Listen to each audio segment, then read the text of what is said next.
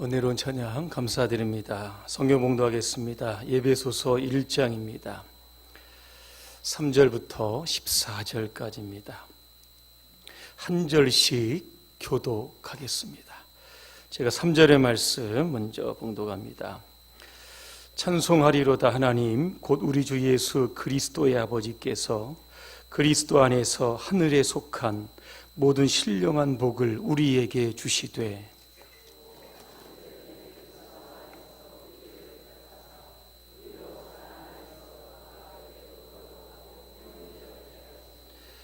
그 기쁘신 뜻대로 우리를 예정하사 예수 그리스도로 말미암아 자기의 아들들이 되게 하셨으니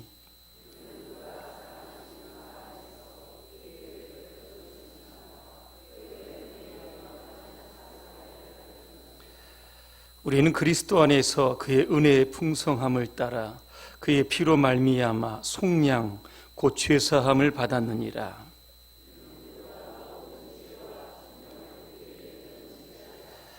그 뜻의 비밀을 우리에게 알리신 것이요 그의 기뻐하심을 따라 그리스도 안에서 때가 찬 경륜을 위하여 예정하신 것이니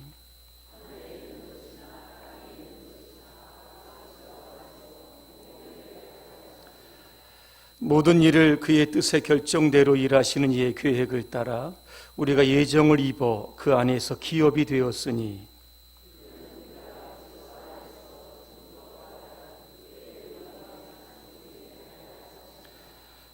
그 안에서 너희도 진리의 말씀 곧 너희의 구원의 복음을 듣고 그 안에서 또한 믿어 약속의 성령으로 인치심을 받았으니 이는 우리 기업의 보증이 되사 그 얻으신 것을 속량하시고 그의 영광을 찬송하게 하려 하심이라.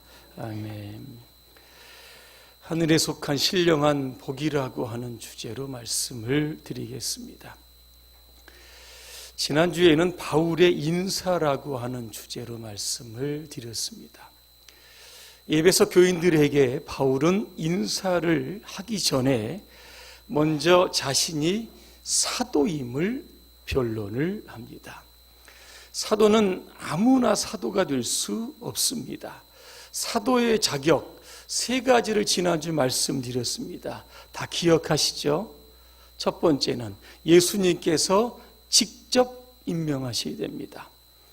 두 번째, 3년 반 동안 예수님과 동행해야 됩니다. 세 번째, 예수님의 부활을 목격하고 그 부활의 증인이 되는 사람이 바로 사도가 될 자격이 있습니다.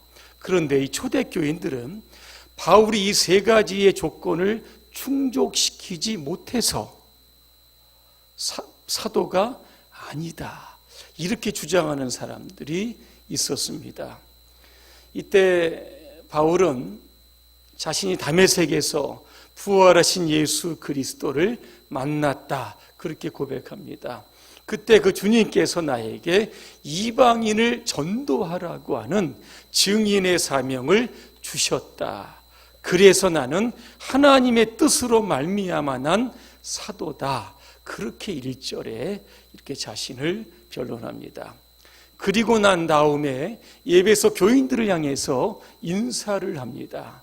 은혜와 평강을 기원하고 있습니다. 은혜가 무엇일까? 이 원어는 카리스라고 합니다. 6절에 보니까 은혜를 정확하게 설명한 단어가 있습니다. 뭐라고 되어 있냐면 거저 주시는 바 이렇게 되어 있습니다. 거저 준다라고 하는 것은 선물입니다. 은혜는 하나님께서 우리에게 무료로 주시는 겁니다. 왜 나는 안 주고 저 사람만 선물을 주십니까? 이렇게 따질 문제가 아닙니다. 왜냐하면 선물은 주시는 자의 마음이 감동하면 언제든지 누구에든지 주실 수 있기 때문에 그런 겁니다. 자, 은혜가 거저 주시는 것 공짜라고 생각을 하니까 사람들은 싸구려라고 생각을 합니다. 여러분, 싸구려와 공짜의 차이를 아십니까? 싸구려는 말 그대로 값이 싸구려입니다. 값어치가 없는 겁니다. 근데 오늘 이 은혜라고 하는 단어는 이 공짜라고 되어 있는데, 이 공짜의 이 영어 성경을 보면 프라이슬리스라고 되어 있습니다. 값을 매길 수 없을 만큼 대단한 가치를 가지고 있는 것, 이게 바로 은혜라고 하는 겁니다. 제가 말씀드린 이 그림의 제목을 한번 알아맞혀 보시기를 바랍니다. 이 프랑스의 루브르 박물관에 소장이 되어 있습니다. 유체 패널화로 가로가 77cm, 세로가 53cm입니다. 이 그림의 특징이 있습니다. 눈썹이 없습니다. 감 잡으셨습니까?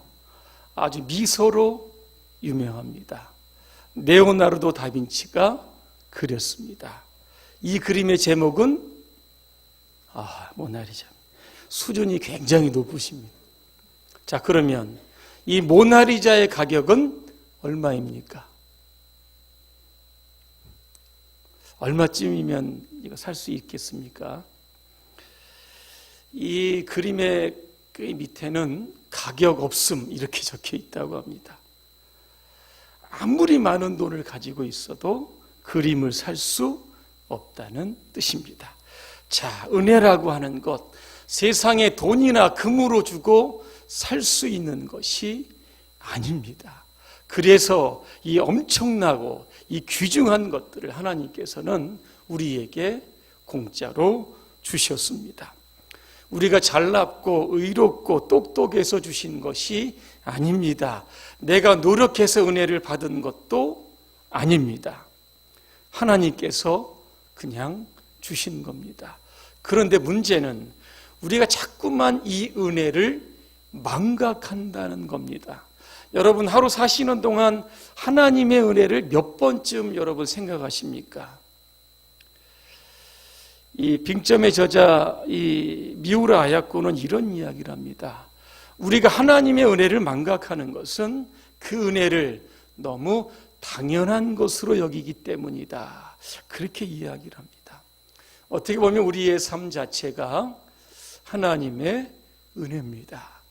그 은혜가 없으면 단 하루도 살 수 없는 것이 우리의 존재입니다. 그래서 오늘 우리에게 주신 하나님의 그 폭넓은 그 무한하신 은혜를 여러분 생각해 보시고 그 은혜에 날마다 감사하며 사시기를 주님의 이름으로 축원합니다.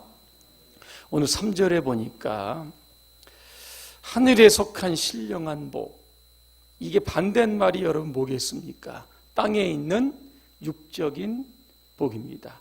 당시의 예배소에는 우상 숭배가 만연합니다.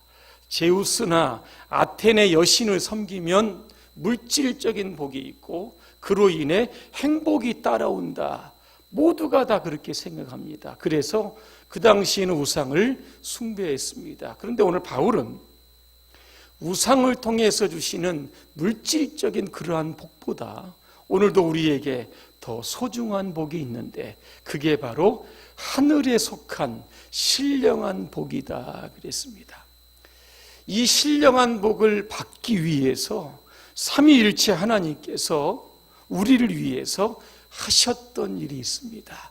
그게 무엇인지 오늘 말씀드리려고 합니다. 첫째로 성부 하나님께서는 우리에게 하늘에 속한 신령한 복을 주시기 위해서 무엇을 하셨느냐면 오늘 성경 4절에 보니까 우리를 택하사 그랬습니다.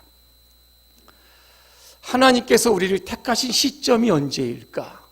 창세 전에 그렇게 되어 있습니다. 이 말씀은 우리의 존재가 하나님께로부터 시작이 되었다는 겁니다. 자, 그러면 우리를 무엇으로 선택하셨을까? 오늘 5절에 보니까 자기의 아들들이 되게 하셨다. 여기서 아들들이라고 하는 것은 휘오데시아라고 하는 뜻인데 이게 양자라고 하는 뜻입니다. 우리나라는 이 입양이 그렇게 보편화되지 않았습니다. 왜냐하면 혈연 관계를 굉장히 중시하기 때문에. 근데 서구에 보면 입양이 보편화됩니다. 여러분이 만약에 입양을 하게 된다라고 하면 어떤 아이를 입양하시겠습니까? 예쁘고 똑똑한 아이를 아마 입양하실 텐데, 서구를 이렇게 보면 뇌성마비나 지체 부자유자나 자폐아 등 뭔가 문제가 심각한 아이들을 입양하는 것을 우리가 보게 됩니다. 저는 이 모습을 보면서 우리의 영적인 상태는 과연 어떠한가를 살펴보았습니다. 우리의 영은 죄로 인해서 망가졌습니다. 모자라다는 뜻이고 영적으로 대단한 장애를 가지고 있다는 겁니다. 이렇게 영적인 장애를 가지고 있는 저와 여러분들을 하나님께서는 선택하셨다라고 하는 겁니다. 당시 로마법에 보니까 양자는 증인을 통하여 한 가족이 되고 친아들이 누릴 수 있는 권리와 의무를 가졌다고 합니다. 오늘 하나님께서 저와 여러분들을 양자로 삼으셨습니다. 누구를 증인으로 세우냐면 예수 그리스도를 증인으로 세우셨다는 겁니다. 자, 그러면 저와 여러분들은 하나님의 양자입니다. 어떻게 살기를 원하실까? 오늘 성경 4절에 보니까 거룩하고 흠이 없게 살기를 원하십니다. 자, 그런데 문제가 있습니다.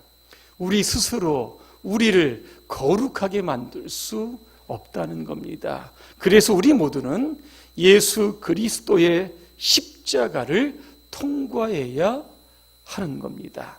자, 그럴 때 하나님께서는 우리에게 의인이라고 하는 칭호를 부여하신 겁니다.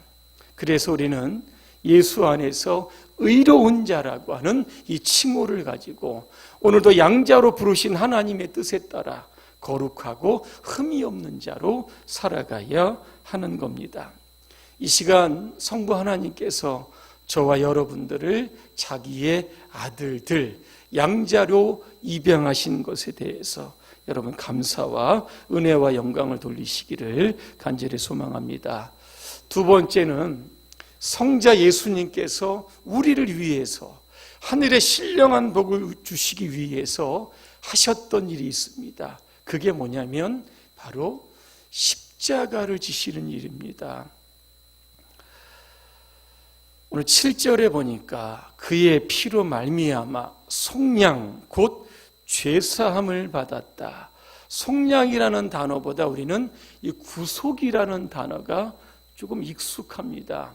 이 구속이라고 하는 단어는 이게 법정 용어입니다. 죄를 지은 사람을 일정 기간 동안 감옥에 있게 하는 겁니다. 자, 그런데 오늘 성경에서 이야기하는 구속은 상업적인 용어입니다. 어떤 물건을 구입할 때 치르는 그러한 대가나 돈을 의미하고 있습니다. 이 고대에는 이 노예 시장이 있었습니다. 누가 노예가 될까? 두 가지입니다. 전쟁에서 포로가 되면 노예가 됩니다. 또 한 가지는 빚을 갚지 못하면 노예가 되는 겁니다. 한 번 노예는 영원한 노예입니다.